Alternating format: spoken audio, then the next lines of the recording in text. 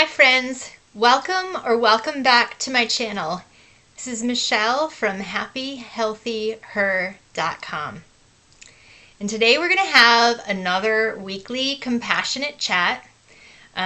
This week it's just going to be a short little pep talk because I have a virus and I've been feeling really run down, but I'm really committed to sharing these chats weekly. So here I am in my sweats, hanging out in my living room, just so we can chat about some hard stuff. Today's topic is the concept that you can always leave.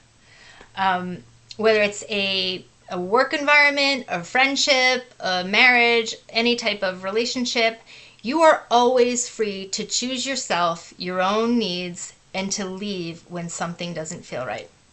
So many of us have been taught that leaving or quitting exhibits weakness or a lack of integrity. That's actually a very shame-inducing statement, which oftentimes keeps us trapped in unhealthy situations. The truth is, if we are experiencing any type of abuse, manipulation, or any other kind of negative treatment where we are being devalued and disempowered, frequently permanently leaving that situation is often the only healthy and logical solution. Of course, you want to try to work things out first, but there is a point where you have to cut your losses. And I think it's really, really important that we all get validated around that concept. You don't want to keep putting energy into a toxic scenario, because then you end up losing more and more and more of yourself, your energy, your health, your joy. So it's kind of like if you go to a casino and you're gambling. I'm really not much of a gambler. I will oftentimes just commit and say, I'm going to do a $10. I used to just do quarters. Now everything's digital. You don't even use the quarters. But my bets are usually a quarter. And I'll keep betting until I hit a point where maybe like at the $7 mark where I'm thinking, okay, if this machine isn't hitting, I want to walk away and try another machine. People will say, don't do that. You know, you've already committed. But that's where they get you. I think that we often lock in and we commit in. There is a point, though, where you have to walk away. So it gets really unhealthy if, say, I were to go past my $10 mark and then just keep saying, just one more quarter, just one more quarter. This next it's finally going to hit. Just keep going, keep going. That is actually, of course, how gamblers get addicted and how they lose a lot of their money, because they keep operating under the hope that things are suddenly going to change, that it's going to be a different outcome, when that's not really all that likely, to be honest with you. So this is a kind of a good analogy for when we are giving people chance after chance to treat us well, or to be a good friend, or to be reciprocate to us in a relationship, but they're not actually doing that. They're not actually showing up. They're just continuing to take from us or maybe bully us or treat us poorly. What that obviously does is it just keeps getting us more hurt, and gives them more opportunity to take advantage of us. One of the most positive thoughts I like to have is that every day is a new day. So when I go to bed at night, especially if I've had a hard day, I will say to myself, tomorrow is a new day. And it's the concept of when I wake up, everything's fresh and new, and I have an opportunity to do things completely differently. It's a really empowering, really optimistic way to see each day. Well, on a grander scheme, that same concept applies to really everything in our life. We are allowed to restart and redo literally everything in our world. And I have done it, literally rebuilt my life, walked away from a toxic life that was not working for me, rebuilt it somewhere else. I mean, it took time, but now it's like greater than I could ever have even imagined. But you have to believe that's true. You have to have faith that that can actually happen. And you have to believe that you are allowed to make those kinds of choices, because many of us don't believe we're free to do that. So no matter what situation, like I mentioned, whether it's a job, dating, friendship, a marriage, or even family connections, you always get to choose yourself and make the choice that feels best for you. If it's not working, then you have the right to leave. So on that note in particularly around family, a lot of us have been taught that we can never leave our family. That would be just so disloyal. You'd be that would fill you with shame. You'd be sort of ostracized if you were to do that. Like that makes you a bad person. Of course, that is not true, and I think a lot of us are now embracing that. There's also the concept of chosen family, and I was lucky enough to be raised in a family where both of my parents, my mom and dad, taught me the concept of chosen family, where we had neighbors who were so close to us, they were our family. And there was an open door policy in my home, in our house, and so people were always coming over. And so I got a really clear indication that there are people who are not blood who are going to be your people. They're going to be your tribe, and they're going to be the people who love and support you the most. Now, granted, I have a fantastic family, but there are people in my family who just don't work with me. There are people who I've just had to create boundaries around because we don't have the same philosophies, and we don't seem to be on the same wavelength. And so that's okay too. Once I did that with the particular people that were distressing me, my life became so much better. And I know other people who have had the same experience, where they had someone who was a toxic family member who was always bullying them, always shaming them, always cruel, and they finally put the boundary up and stopped seeing that person, and it's like life becomes completely different. It becomes better, and you feel more empowered. And again, you're allowed to do that. So the basis of leaving, though, is that it's hard, but so is staying.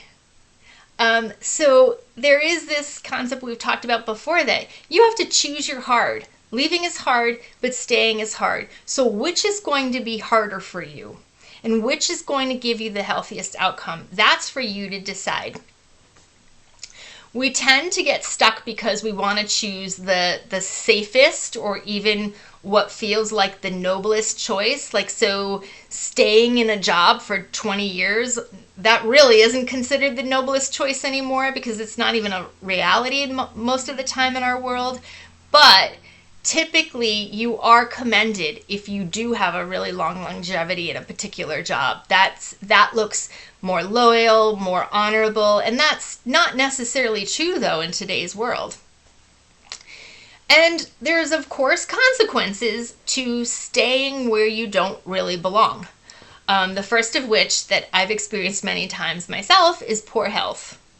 That's probably the most obvious. If you're in the wrong place, your body, your mind, your spirit is eventually going to reject all of it and turn on you. And so if you're feeling like your health is always out of control, it's very likely that you're not in the right place for you, and that you need to want to maybe think about that so that you can make choices that are healthier. You're also likely, if you're trapped and staying in a place where you don't belong, you're not going to experience the joy that you deserve. If it's a job, for example, you may lose greater career advancement or growth opportunities, or even financial increases. And then there's also the potential that you will not end up living your purpose, which I think is a really scary thought. If you're not living your purpose because you've taken a path that just felt safest and didn't take the path where you actually felt the most joy and the most drawn to. So I've had a lot of jobs, and I've left a lot of jobs, and every single time it's really hard. And a lot of times I stay too long because I continue to think to myself, it's not right to leave. And one of the things, though, that I always notice is that there's always really cranky employees who've been there forever. I mean, I think many of you might laugh at this because it's sort of like a steadfast reality of corporate America. Is there's always these people who've been there for 10, 20, 30 years, but they hate it and they're miserable and all they do is complain. And they're just literally riding it out to retirement. And I look at those people and I think, oh my gosh, like what a waste of potential. What a waste of potential joy and opportunity and new growth by staying somewhere where you are not happy. Like it's never made sense to me. So, I mean, retirement's lovely and great benefits are great, are a positive, of course, of a work environment, but so is having some meaning to your work and having some joy. So why do we stay? Why don't we just leave every time we feel uncomfortable, we feel abused, we feel manipulated? And the answer is predominantly fear. We all have a fear of the unknown. And oftentimes we might be dealing with things like a comfort in where we are. Even if it's a discomfortable or an uncomfortable situation, it feels common, it feels safe, it feels routine, it's our discomfort, and so that feels okay. We may also lack confidence to try something new or to go for something better. And then unfortunately, a lot of times we do not think we're worth it. We don't think we're worth taking the risk or going for what we really want. And I hope that if anything, that this talk, I know I can't always dispel all the fear, but I do hope that what you do get from this talk is that you know you are worth it and you are allowed to make choices that feel the best to you and that are in alignment with your greatest good. Your spirit, your soul knows what is best for you, not anybody else. And so you need to learn how to kind of follow your inner compass and know how to make the choices that are going to be the best for you without being shamed by the narrative of society that tells us we need to stay in a certain track or we need to do a certain thing. You want to really tap into your own knowing and make choices that really feel the best for you. So I was talking to a friend a while back, and this person was in a relationship that was challenging. And the challenge really had nothing to do with them. It was their partner. Their partner was doing some unhealthy things, and that person needed to make changes. And they were really struggling, and they were not making the changes. But my friend declared to me, she said, I'm in it for the long haul, and I'm willing to fight. And I honestly cringed. And I really wanted to be supportive, but it just made me so nervous to think that that was the battle cry is, I'm going to make this work. I'm going to fight. And we all do this, actually. We all say this. I'm going to fight to make it work. And that's actually programming that we all have. That's what we're supposed to do. But the truth is, it isn't necessarily what we're supposed to do. You don't have to fight. You can walk away. You can always walk away. And I think it's so, so important to always remind yourself of that and even remind your people of that, because we are all kind of in this programming of thinking that we're not allowed to make the choices that are healthy for us. And in theory, we are operating under the fact that, it's really noble and compassionate to fight and to support our partners or to put our all into situations so that we can try to make them work. But the reality of that is it's actually quite self-abusive. If you are choosing another person's dysfunction over your own happiness, that is ultimately only going to lead to suffering for you. And you deserve better than that. No one has to make that choice.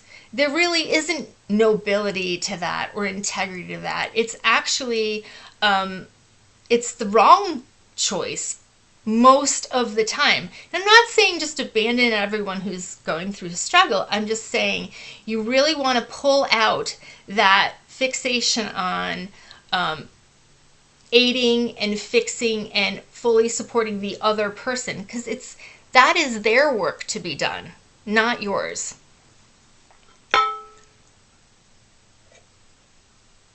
So how do you know when it is time to leave? The most obvious answer I can have for this is when you get sick. Because like I said earlier, your body, your mind, your spirit will start to rebel and you will have symptoms. If you're in the wrong path, that's the easiest way to know. You might have anxiety, you might be depressed, you might be having fatigue, or just be miserable in general. Like it's hard for you to find joy in activities. If the situation is bringing you far more distress than you are actually having benefit from, well, then that's a really good, clear indicator. So in my personal experience, I had a job a while back that I really liked the work. I liked the majority of the people I worked with. I felt passionate about what we were doing. But there were all these like structures in place that were really oppressive. And I wasn't getting paid fairly, and the hours were getting like way more stressful than what I had signed up for, basically. I was often doing work outside of the office, and it just became very, very draining. And I went to a naturopath because I was having really bad chronic fatigue. And she ran a bunch of tests, and then we went through the tests, and she's like, you are, according to these tests, you are perfectly healthy. And we talked about what was going on with me.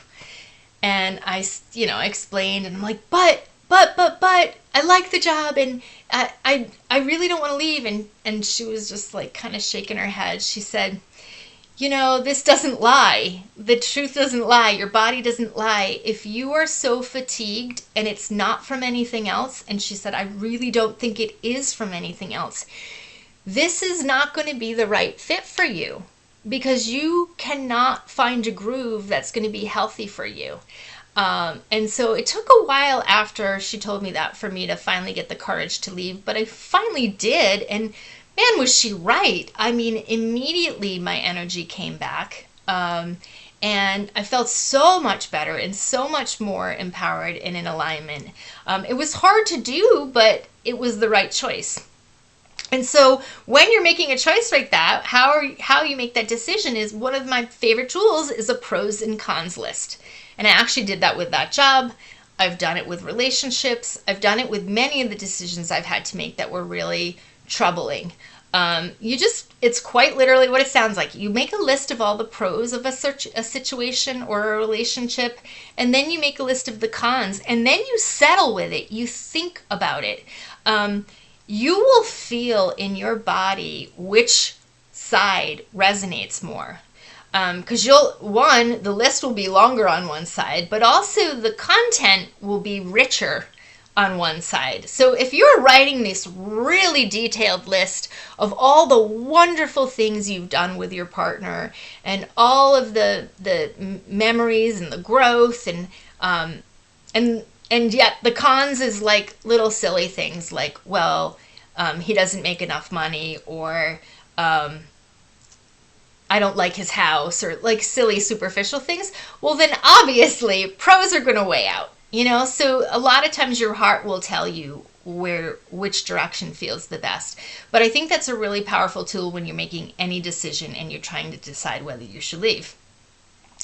And then the other question is, how do you leave? And so for those of us who have been in any type of abusive or manipulative relationship, this can be really hard, because many times they are in our heads and they're making us believe that we can't leave, part of that programming I mentioned, but they're also making us think we're not going to be able to succeed without them. I can tell you, you can succeed. None of us are really, truly, totally dependent on another person. Many of us are fiercely independent, actually, and highly capable to get things done. So one of the things to stress, though, whether you leave or whether you stay, is that you detach from the outcome. This is super powerful, no matter what. I mean, detachment is hard, but it is the thing that keeps many of us grounded and sane. If we're not totally fixated on the other person or the outcome, then we can stay safe and grounded in our decisions based on what we need. And then the second thing really is to try to always have a backup plan. So if you're leaving a job, look for a new job. If you're leaving your home, of course you want to find another place to live, maybe a roommate, maybe a new rental, whatever it is, but have a plan. Plan for all of the outcomes of not having that other person in your life. So there might be financial changes. There are certainly likely to be emotional changes. And so do that analysis. Think that through. Journaling can be helpful. Talking it out with a friend can also be really helpful, or a coach or a therapist. But do that work, because that's often a really important first step before you actually make the decision. And then really, nobody really talks about this, but I think it's important to consider the grieving process. In our last video, we talked about emotions and being energy in motion. We were talking particularly about anger, but grief is yet another very heavy emotion, and it will creep up on us and lock us down if we're not prepared. So it's like, if you're going to leave a situation, there is always going to be some grief. There's always going to be something that you lose that maybe you didn't want to. So plan for that. Think that through. Journal on what that might feel like and how you're going to process it in the future. Don't let it trap you, because if you need to go, you need to go. But do think through all of the outcomes, and that being one that's almost a guarantee. And then of course, you want to consider all your other resources. So your financial situation, your emotional situation. Do you have a support team? Get your family and your friends on board as your support system if you're going to need that. It's just important to kind of get yourself aligned with what you might need.